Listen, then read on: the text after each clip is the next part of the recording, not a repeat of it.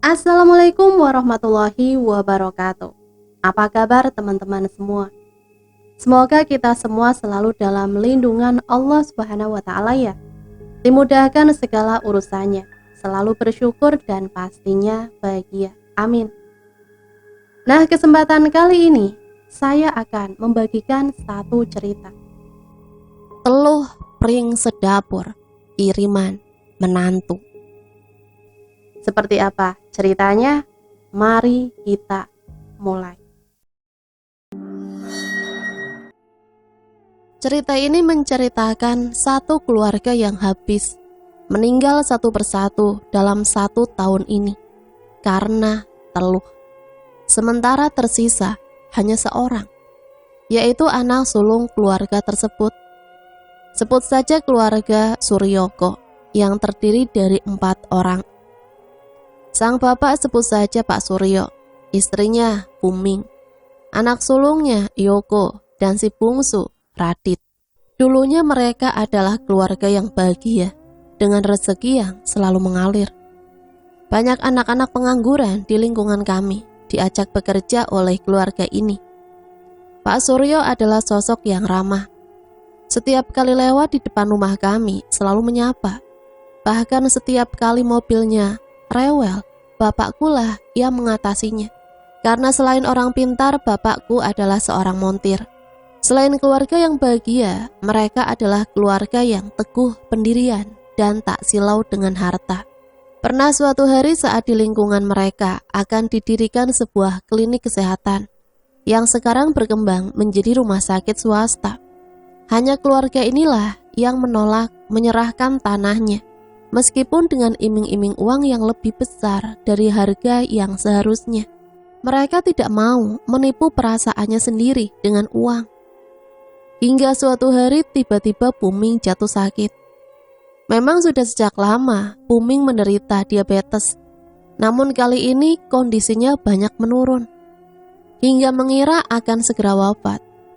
Buming berpesan agar Mas Yoko segera menikah, mengingat usianya sudah kepala 3. Kalau soal jodoh memang Mas Yoko adalah orang yang sulit, karena baru-baru ini Mas Yoko fokus hijrah, membantu perekonomian keluarga. Sebelumnya Mas Yoko adalah pemuda yang tak mengerti apa itu bekerja. Hobinya hanya main kesana kemari tak jelas. Hingga waktu itu Mas Yoko menyadari, kesehatan ibunya sudah tak seperti dulu lagi. Hingga Mas Yoko berjanji, jikalau sudah bertemu jodohnya, tak akan berlama-lama menunggu.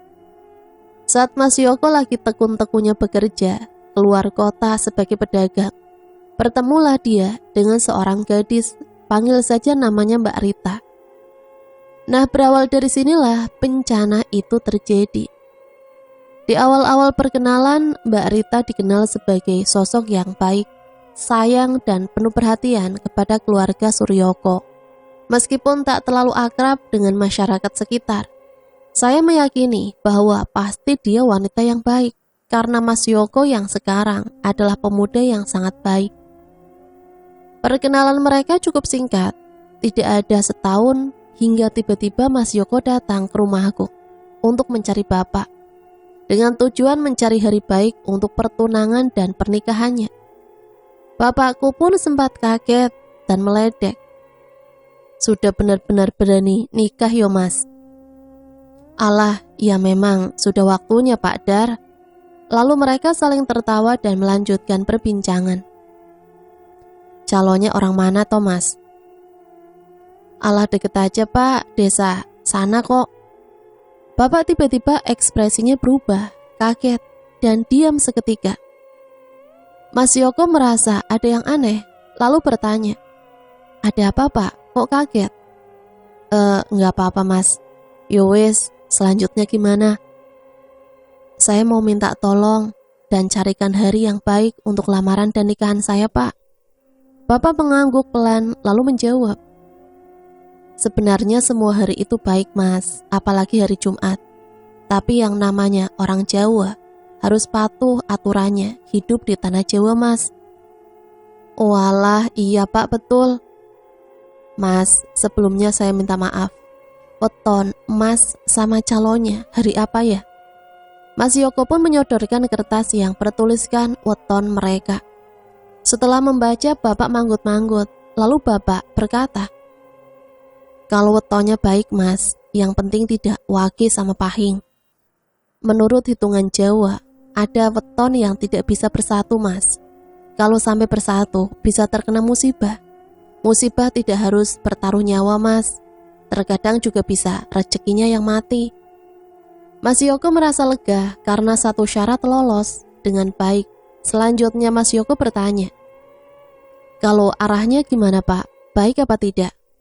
Bapak terdiam sejenak sambil bergumam, "Sebenarnya minta maaf Mas, kalau menurut hitungan Jawa, arah perjodohan ini utara, barat, selatan, timur, nggak bagus Mas." Mendengar itu Mas Yoko sedikit kecewa.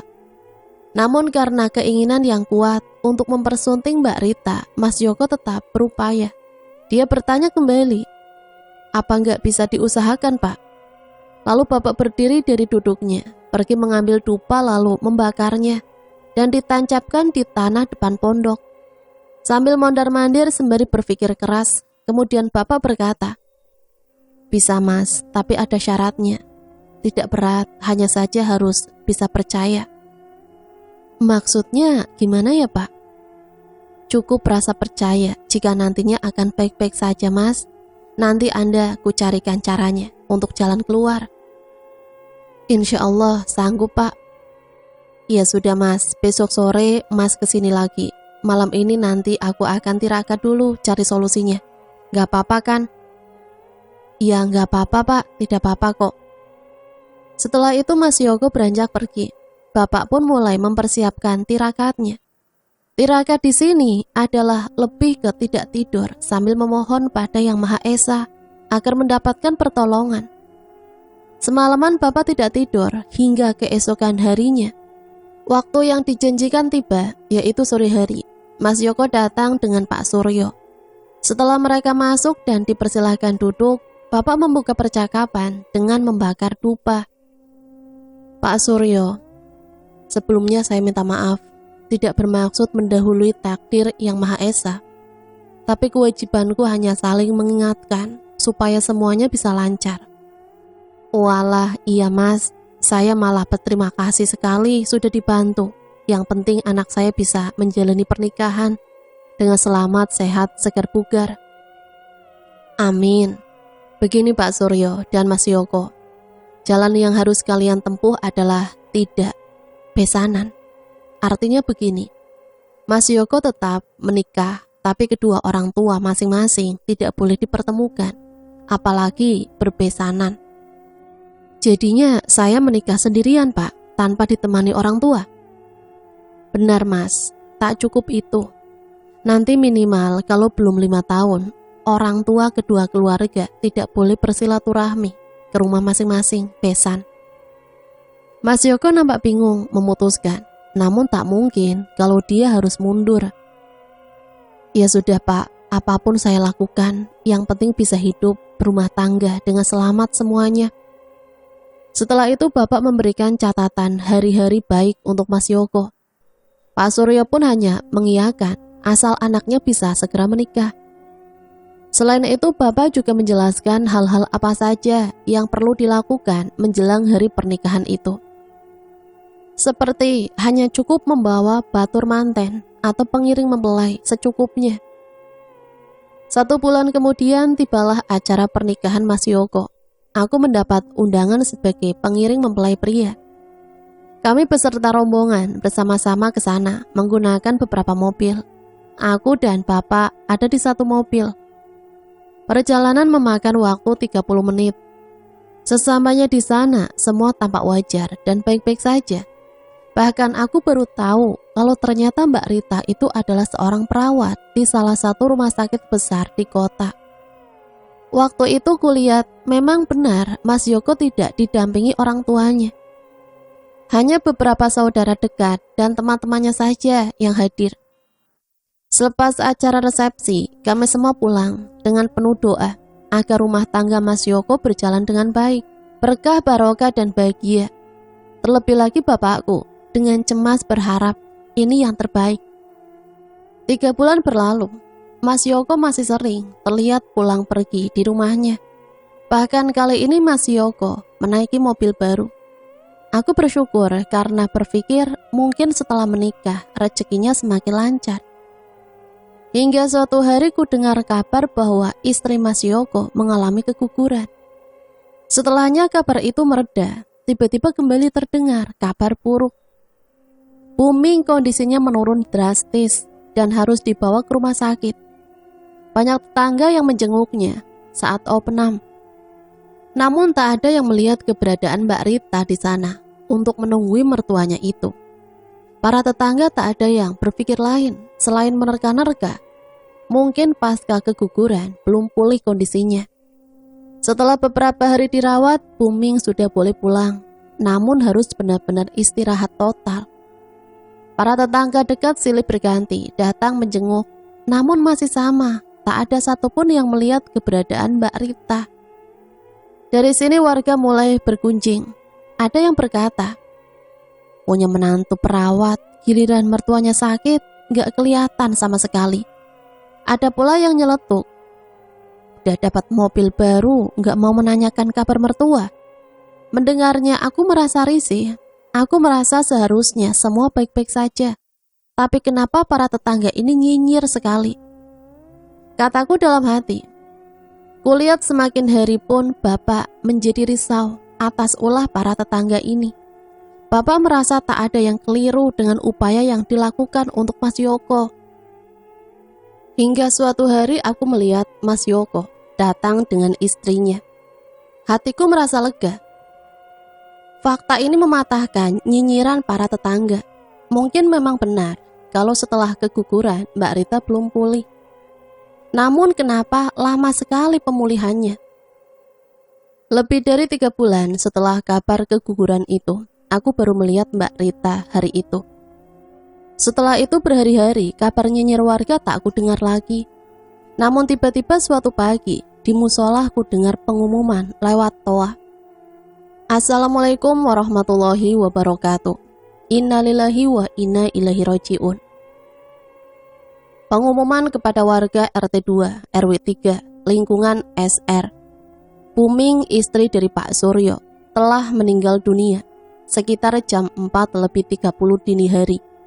Demikianlah pengumuman yang bisa saya sampaikan. Wassalamualaikum warahmatullahi wabarakatuh. Aku terkejut, namun tak berpikir negatif karena memang Buming sakit sejak lama. Di rumah duka keluarga yang terlihat hanya Pak Suryo, Mas Yoko, dan Radit. Lagi-lagi Mbak Rita tidak muncul. Yang kulihat paling terpukul adalah Radit, karena selama ini dialah yang paling dekat dengan ibunya. Air mata terlihat membanjiri wajahnya, matanya sangat sembab. Berkali-kali dia panggil, "Bu, Ibu." Sedangkan Mas Yoko terlihat lesu, dan Pak Suryo berusaha tegar. Meski air matanya tak berhenti menetes. Ketika prosesi pemakaman selesai, semua warga pulang ke rumah masing-masing. Aku dan Bapak mulai membicarakan kejadian yang menimpa Mas Yoko. Mulai istrinya keguguran hingga Buming yang meninggal hari ini. Jodoh, mati, rezeki sudah ada yang ngatur, tidak perlu khawatir. Semoga Mas Yoko diberi sabar. Lah iya Pak, aku heran kenapa menantunya nggak kelihatan. Katanya sejak Mak Ming sakit, datang cuma sekali. Alah nggak tahu nak, bukan urusan kita, didoakan yang baik-baik aja. Sejak itu kulihat Mas Yoko bekerja lebih keras, berdagang apapun yang sedang musim, mulai dari buah duren dan susu segar, rasa-rasa buah. Pernah sekali aku membeli susu dagangannya. Lalu dengan lancang aku menanyakan, "Mas, sekarang tinggal di mana? Kok lama nggak kelihatan?" "Sekarang aku nggak di sana Mbak, sekarang pindah cari lokasi buat dagangan." "Wah bagus itu Mas, semoga lancar usahanya ya." "Amin, matur suwun Mbak." "Oh iya, kalau kamu mau jualan, aku siap jadi suppliernya Mbak." "Iya Mas, gampang, nanti aku bantu jual di online." Setelah percakapan itu, ada 1 bulan, Mas Yoko tak ada kabarnya. Yang sering kutemui kini adalah Pak Suryo. Setiap pagi aku bertemu beliau di tempat tukang sayur. Beliau sedang berbelanja dengan memasak sendiri. "Pak Yo, belanja?" Sapa aku. "Walah, iya ini mbak. Mau gimana lagi, soalnya istri kan sudah nggak ada.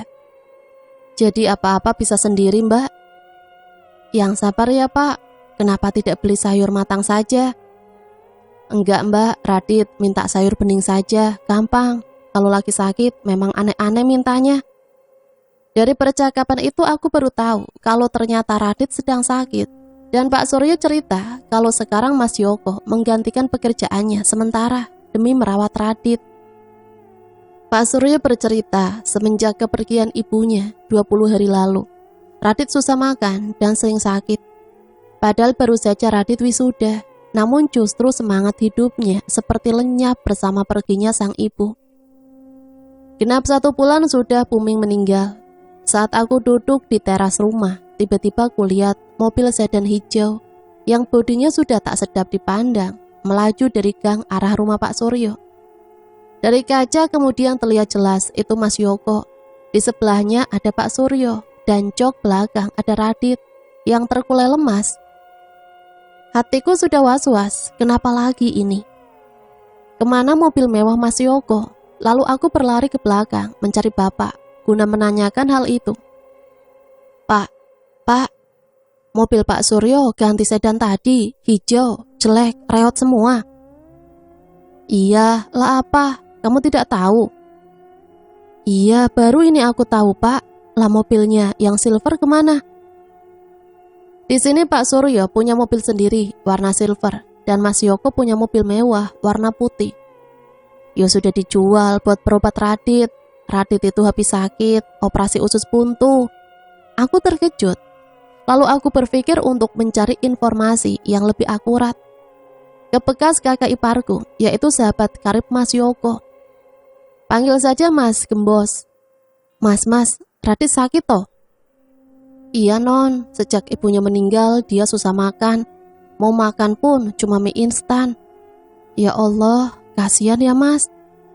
"Tadi aku lihat Pak Suryo sama Mas Yoko naik mobil. Ada Radit di jok belakang. Mereka mau kemana ya mas?" "Mau ke rumah sakit Baptis. Katanya bekas operasi pertama infeksi non. Sebab Radit susah diatur makannya. Disuruh puasa soal makanan pantangan, gak bisa." Astagfirullah, kok sampai kayak gitu? Apa gak ada yang perhatiin makanannya? Istrinya Mas Yoko kan perawat. Apa dia gak bantu ngurusin Radit? "Walah non, kamu belum denger ya? Aku kasih tahu ya. Sejak Puming sakit parah, dia sudah gak mau lagi diajak ke sini. Tahu kenapa Puming sampai drop? Karena si Rita minta mobil baru. Terus Mas Yoko minta uang ke bapaknya untuk beli itu. Mereka itu sudah mau cerai non, karena Rita ini serakah sama harta mertuanya. Gak peduli asal Mas Yoko dapat uang. Sampai rela jual duren dan susu itu ya gara-gara si Rita. Mobil pribadi Pak Suryo habis. Padahal mereka orang baik, suka ngasih kerjaan kami para pengangguran. Sekarang malah habis-habisan, gak punya apa-apa." Aku terkejut mendengar kabar itu. Ternyata selama ini tak seindah yang kulihat. Benar kata para tetangga bahwa Mbak Rita bukan orang yang baik. Keesokan harinya, sedan hijau itu berbelok ke gang rumah kami. Dari dalam turunlah Mas Yoko. "Mbak En, Bapak ada?" "Oh ada mas. Sampean dari mana mas? Sini duduk dulu." Setelah duduk Mas Yoko bercerita. "Dari kota mbak, nata kontrakan buat Radit." "Loh bukannya Radit sakit, kok malah ngontrak mas?" "Iya mbak, biar deket rumah sakit. Jadi kalau mau kontrol atau berobat gak perlu bolak-balik. Yang lumayan juga mbak, kota B sama K. 1,5 jam mbak. Kasihan Radit kalau kelamaan di jalan." "Oh betul juga ya mas. Lah Pak Suryo di mana mas?" "Sementara jagain Radit mbak." Setelah percakapan itu Mas Yoko mengatakan tujuannya, bahwa dia datang untuk servis mobil. Lalu bapak mulai mengotak-atik mobil Mas Yoko. Setelah selesai Mas Yoko berpamitan pulang untuk mengambil baju-baju Radit dan Pak Suryo. "Mbak, aku pulang dulu ya." Iya mas, saya doakan semoga Radit cepat pulih ya mas. Amin. Setelah itu berhari-hari, kulihat sedan hijau itu pulang pergi melintasi gang rumah kami yang saling bertemu di perempatan kecil depan rumahku. Hingga genap 3 bulan lamanya. Hingga suatu hari genap 100 hari kepergian Buming. Di musola depan rumahku tiba-tiba para pemuda berkumpul. Aku yang masih baru bangun tidur terkejut saat melihat dari jendela semua orang bergotong royong mengeluarkan kursi plastik dan menaikkannya ke mobil pick up. Pertanda ada rumah yang sedang berduka. Lalu aku keluar menghampiri. Mas, siapa yang meninggal? Mas Gembos yang juga ada di sana menyahut. Radit non. Innalillahi wa inna ilaihi raji'un. Ya Allah. Aku heran dan sedih. Kenapa bertubi-tubi keluarga Pak Suryo mendapatkan ujian berat? Masih 100 hari lalu Buming meninggal. Kini Radit. Namun masih sama, aku berpikir positif. Mungkin memang sudah takdir. Radit tidak mampu melawan sakitnya. Aku terduduk lemas. Lalu Mas Gembos mendekati. Dia bicara hal yang sama, rasa herannya kepadaku. Kasihan ya non, sebelum meninggal Radit bilang katanya mau ikut ibu saja. Mungkin dia pesimis, merasa tidak bisa sembuh. Iya mas, kasihan. Padahal dia anak baik. Harapan besar Pak Suryo selain Mas Yoko. Semenjak meninggalnya Radit, banyak tersiar kabar kurang sedap. Warga merasa resah dan khawatir akan keselamatan keluarga Pak Suryo. Mereka menduga ada yang tidak beres menimpa keluarga ini. Keluarga yang dulu sangat bahagia dan mampu membahagiakan orang lain. Hingga suatu hari Pak Suryo datang ke rumah dengan badan mengurus. Mbak, bapaknya ada. Ada pak, di pondokan belakang. Lalu Pak Suryo menuju padepokan bapakku. Hampir sekitar 2 jam lamanya beliau berbincang-bincang dengan bapakku. Hingga akhirnya keluar dari pondok sembari merangkul bahu Pak Suryo.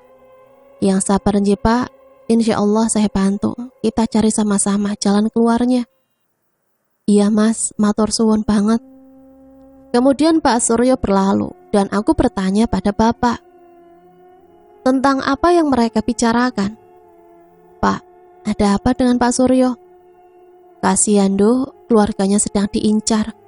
Maksud bapak? Waktu Radit masih di rumah sakit, kota, Pak Suryo bertemu dengan orang tak dikenal. Menanyakan kenapa Radit sebenarnya, tapi ternyata orang itu memberitahu Pak Suryo bahwa ada yang tak beres dengan keluarganya. Mendengar awal mula cerita Pak Suryo, orang itu mengambil kesimpulan bahwa Pak Suryo sedang diteluh. Nama teluhnya yaitu tenun pring sedapur. Bapak sendiri belum berani berspekulasi. Ini bapak masih akan tirakat dulu. Astagfirullah, tega bener ya pak orang yang ngelakuin itu. Oh iya pak, tenun pring sedapur itu yang bagaimana pak? Kamu tahu pring sedapur atau bambu sedapur? Bambu yang tumbuhnya bergerombol jadi satu. Artinya, teluh itu akan menghabiskan kerumunan atau anggota keluarga yang jadi sasaran. Aku sudah berpesan pada Pak Suryo agar lebih meningkatkan ibadahnya. Kalau perlu, agar rumah yang ditempati sekarang dijual saja. Bapak khawatir kalau teluh itu ditanam di rumahnya. Mendengar itu aku bergidik. Perbuatan yang sangat biadab bagi orang sebaik Pak Suryo. Warga masyarakat mulai menaruh curiga terhadap kehadiran Mbak Rita sebagai menantu keluarga itu. Setiap hari bapak tirakat demi mencari jalan keluar untuk Pak Suryo. Hingga sampai suatu hari, genap 8 bulan, sepeninggalnya Buming. Kulihat lagi sedan hijau itu berlalu lalang di jalan gang rumah kami. Dari kaca mobil yang makin lusuh, itu kulihat Mas Yoko di kursi kemudi. Dan Pak Suryo yang badannya semakin hari semakin kurus di jok penumpang. Aku prihatin sekali, namun tak bisa membantu apapun. Setiap kali lewat rumahnya, kulihat Pak Suryo di sana. Rumah itu menjadi semakin gelap dan sepi, karena Mas Yoko yang sibuk bekerja menggantikan peran bapaknya. Hingga suatu hari, lagi-lagi di musola depan rumahku ramai pemuda yang bergotong royong mengeluarkan perkakas kematian dari gudang. Kakiku lemas seketika. Siapa lagi ini yang meninggal? Batinku. Shh, Mas, sini. Iya non, ada apa? Siapa yang meninggal mas? Pak Suryo non. Seketika mataku terbelalak. Masih ku ingat beberapa hari lalu beliau masih kesini bertemu aku dan bapak. Beneran mas? Iya. Kapan hari beliau baru dari sini mas? Ketemu aku sama bapak. Beliau sehat? Memang gak sakit non. Tadi pagi ditemukan sudah tergeletak di lantai depan kamar mandi. Sudah meninggal. Gak ada yang tahu. Tahu-tahu waktu Mas Yoko udah bangun tidur. Astagfirullah, kasihan ya mas. Setelah itu kami semua melayat. Kulihat raut wajah penuh sesal terlihat di wajah bapakku. Mungkin karena belum sempat menemukan jalan keluar untuk Pak Suryo. Karena tak mau kecolongan lagi, secara khusus bapak memberikan wejangan untuk Mas Yoko agar dia tak lagi menempati rumahnya lagi. Kalau perlu dijual saja, karena menurut bapak untuk melepas pengaruh santetnya, rumah itu tidak boleh ditinggali oleh anggota keluarga Pak Suryo. Karena teluhnya mengikat, tak hanya pada penghuni tapi juga rumahnya. Semenjak saat itu Mas Yoko tidak pernah lagi tinggal di rumahnya sendiri. Rumah itu hanya digunakan untuk berkumpul dengan teman-temannya. Setelah itu dia pergi tanpa menginap.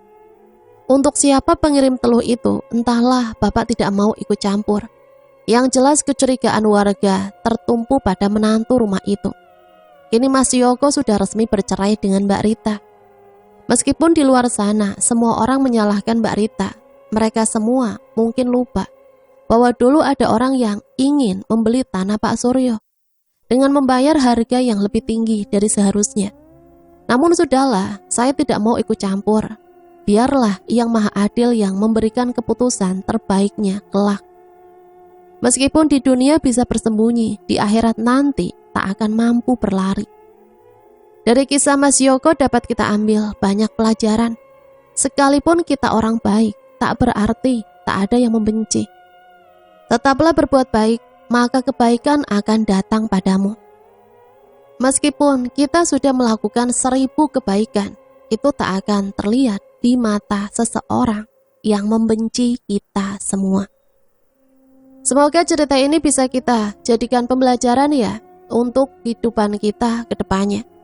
Sampai di sini saya pamit undur diri, mohon maaf apabila banyak salah kata. Sampai berjumpa kembali di cerita selanjutnya. Matur suwun, wassalamualaikum warahmatullahi wabarakatuh.